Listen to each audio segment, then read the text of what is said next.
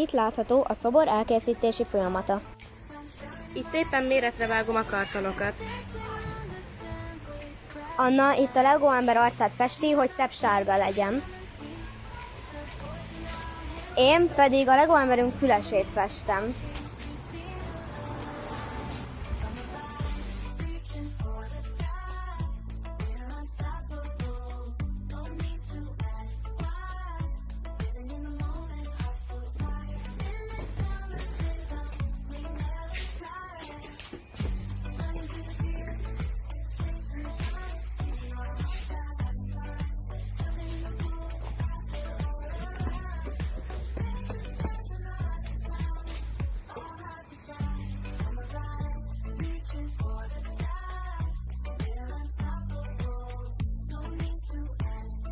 Itt látható a már kész fülhallgató.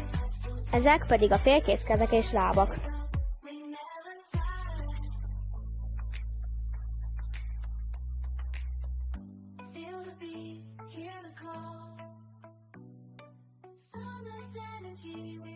Ez itt a már kész fej. És itt pedig az elkészült kezek.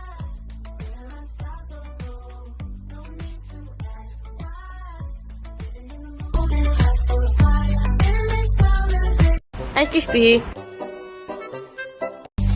Azután elkezdtem festeni a logónkat.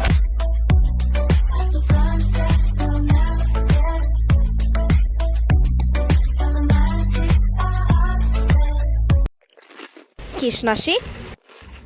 Itt látható a test a már összeszeret kezekkel és lábakkal.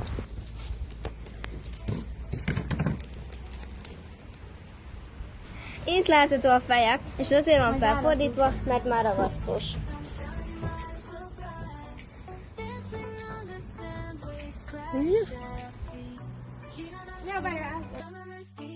Itt látható a két szobor, velünk és egyedül is.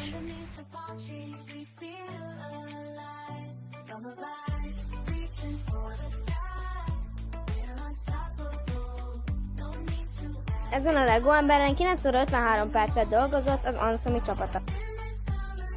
És itt látható egy rövid, részletes videó a szoborról.